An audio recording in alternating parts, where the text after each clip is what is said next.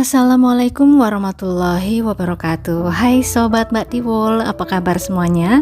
Semoga dalam keadaan sehat dan baik-baik saja, serta dilancarkan segala urusannya hari ini ya. Terima kasih buat yang sudah mampir di video ini. Buat yang suka sama kisah-kisah true crime, boleh klik tombol subscribe-nya dan nyalakan lonceng notifikasi supaya nggak ketinggalan kisah-kisah true crime dari channel ini.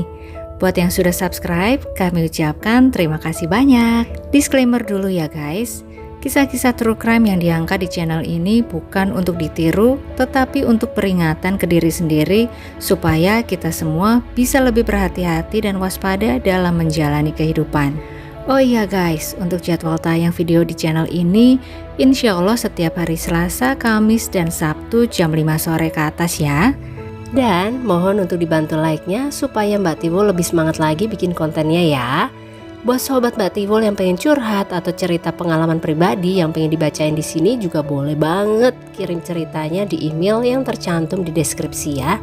Ya mungkin bisa jadi sarana healing gratis gitu loh.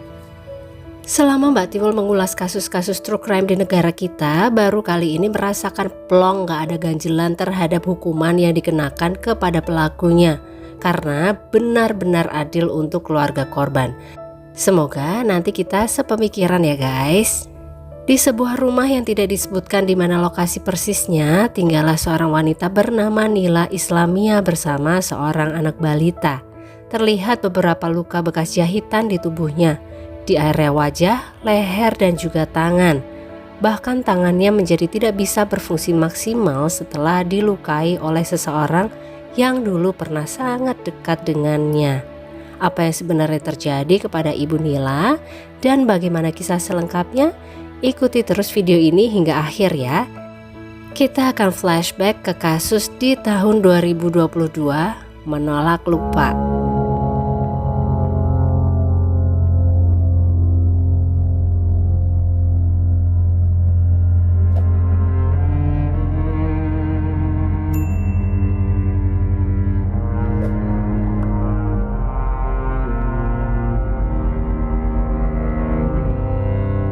Ibu Nila Islamia berusia 31 tahun merupakan seorang ibu dari dua anak yang kala itu berusia 11 tahun dan 1,5 tahun. Yang besar bernama Keila Putri Cantika bersekolah di SD Negeri Sukamaju 9 Cilodong Depok kelas 6. Keila merupakan siswa yang pintar dan rajin, bahkan selalu masuk dalam 5 besar ranking di kelasnya. Sedangkan untuk sang adik kami tidak menemukan data-datanya. Suami dari Ibu Nila adalah seorang pegawai honorer Bapenda Pemerintahan Kabupaten Bogor bernama Rizky Noviandi Ahmad yang juga berusia 31 tahun sebaya dengan Ibu Nila sang istri.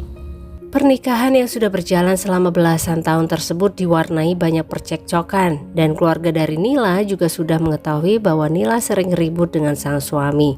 Salah satu alasannya adalah karena sang suami sering pulang larut bahkan sampai dini hari. Dan Nila juga sudah tidak tahan dengan sifat temperamental sang suami. Di rumah tersebut, Nila dan suami masih nebeng di Pondok Mertua Indah alias tinggal di rumah bapaknya Rizky yang bernama Pak Adang. Rumah tersebut cukup besar, terdiri dari 2 lantai, di mana lantai atas dipakai oleh adik bungsunya Rizky, lantai bawah dipakai oleh keluarganya Rizky, sedangkan Pak Adang sendiri tinggal di sebelahnya.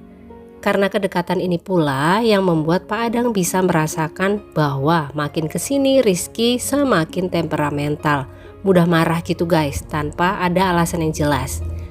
Atas keanehan perangai sang anak tersebut, Pak Adang pun kemudian bertanya kepada Rizky hal apa sih yang membuatnya menjadi seperti sekarang ini. Di luar nurul Pak Adang, Rizky pun akhirnya mengaku bahwa dulu dirinya pernah berguru ke Cianjur. Berguru ilmu apa tidak dijelaskan tapi ya guys. Nah sekarang atau saat Rizky bercerita itu, gurunya baru saja pergi dari dunia ini, sehingga tidak ada lagi yang mengontrol dirinya. Dia menjadi seolah lepas kendali. Mendengar hal tersebut, Papa Adang tidak tinggal diam karena menurutnya hal ini bisa membahayakan kehidupan sang anak dan keluarganya sendiri. Beliau pun kemudian memanggilkan guru spiritual untuk membersihkan diri Rizky, mungkin semacam ruqyah gitu ya guys. Namun ternyata tidak berhasil. Walaupun pada saat prosesi pembersihan yang dilakukan oleh seorang kiai, Rizky ini dikasih air yang sudah didoakan. Rizky meminumnya kemudian muntah, seolah-olah pengobatan hari itu berhasil. Tapi ternyata beberapa hari kemudian perangainya masih tidak berubah, masih temperamental. Hingga terjadilah suatu kejadian tidak terduga di tanggal 1 November 2022 waktu subuh. Malam hari tanggal 31 Oktober 2022, setelah selesai bekerja, Rizky menelpon istrinya minta untuk dijemput. Namun karena sudah malam, sang istri tidak mengangkat telepon tersebut karena tertidur. Akhirnya Rizky pun memilih untuk pergi bersama teman-temannya. Tidak disangka bahwa di malam itu mereka ternyata melakukan perbuatan tercela beramai-ramai. Mereka mengkonsumsi narkoboy jenis es. Ya Allah, gak ada yang ngingetin kalau itu haram apa ya. Kemudian di sekitar pukul 2 dini hari, jadi sudah masuk ke tanggal 1 November 2022, akhirnya Rizky pun pulang ke rumah. Sesampainya di rumah, dia menemui istrinya yang ternyata belum tidur.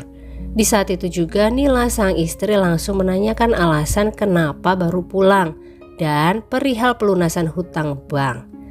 Namanya orang temperamen dikasih pertanyaan berat gitu bukannya jawab baik-baik, tapi malah jadi ngajak ribut. Cekcoklah mereka berdua dini hari itu. Sampai akhirnya menjelang subuh, Rizky keluar rumah bermaksud untuk mencari makan. Kelaparan dia guys habis berantem. Sembari langsung menuju masjid untuk melakukan sholat subuh berjamaah. Alhamdulillah, habis konsumsi yang haram langsung sholat. Bikin bingung malaikat aja ya bapak satu ini guys.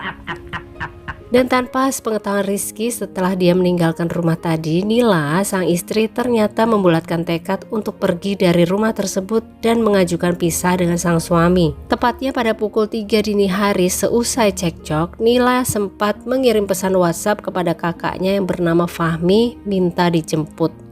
Namun karena tidak ada pikiran buruk apapun, Fahmi berniat untuk menjemput sang adik di siang hari nanti.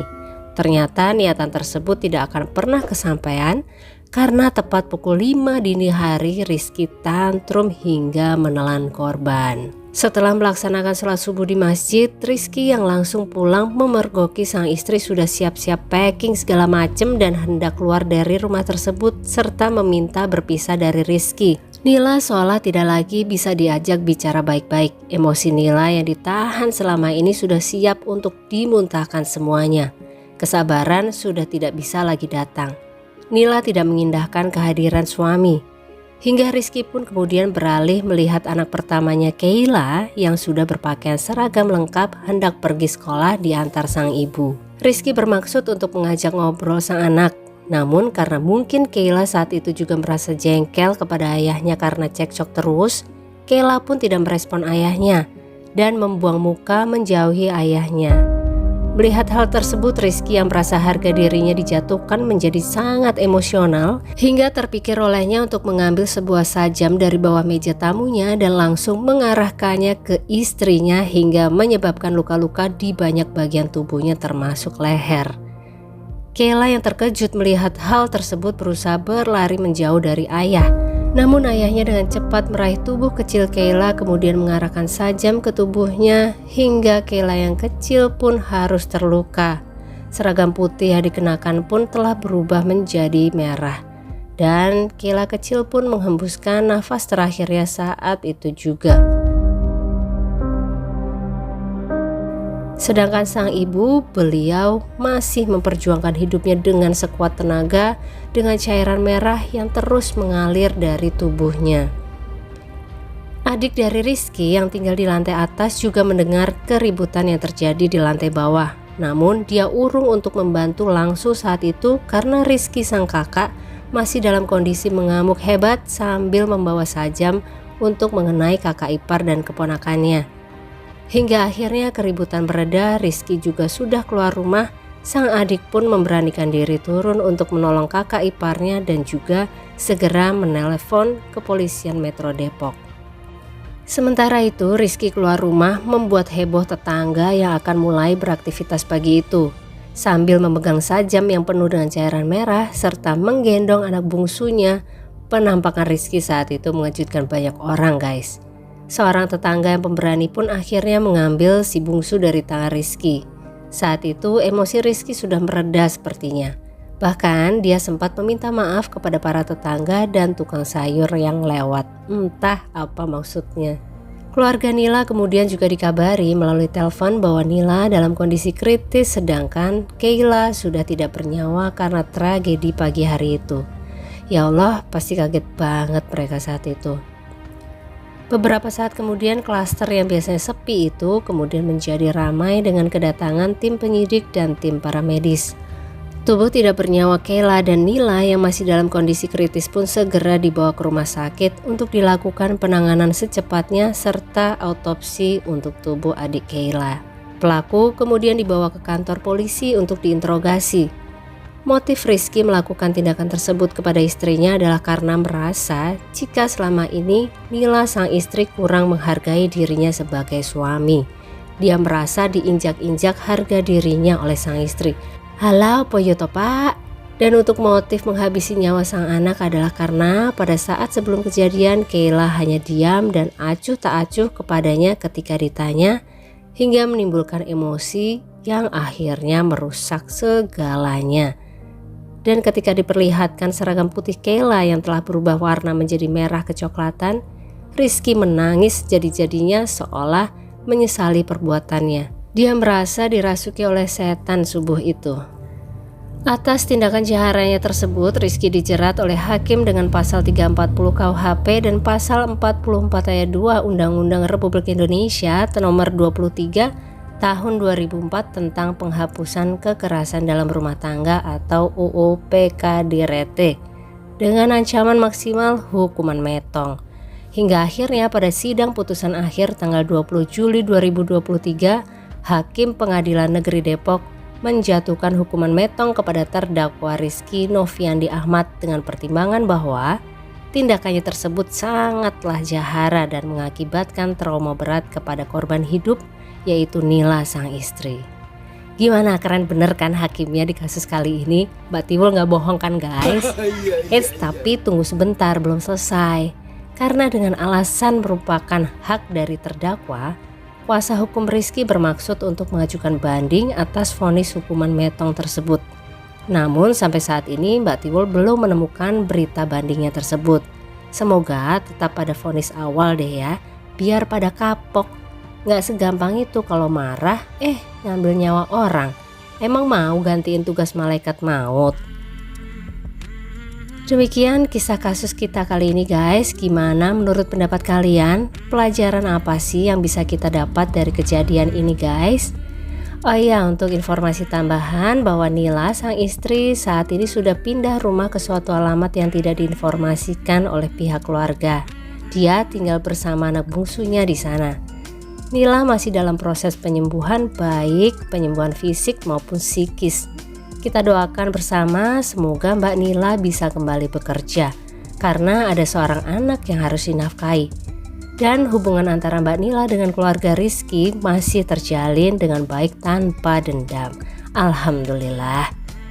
Dan seperti biasa kita doakan untuk adik kecil kita Kayla, semoga sudah beristirahat dengan tenang di sana. Surga tempatmu anak cantik. Serta seluruh keluarga yang ditinggalkan oleh almarhumah diberi kekuatan dan ketabahan luar biasa. Amin ya robbal alamin. Terima kasih untuk yang sudah menonton hingga akhir. Jangan lupa like-nya kalau suka sama video ini. Sampai ketemu lagi di kisah-kisah selanjutnya dan selamat beraktivitas kembali. Wassalamualaikum warahmatullahi wabarakatuh.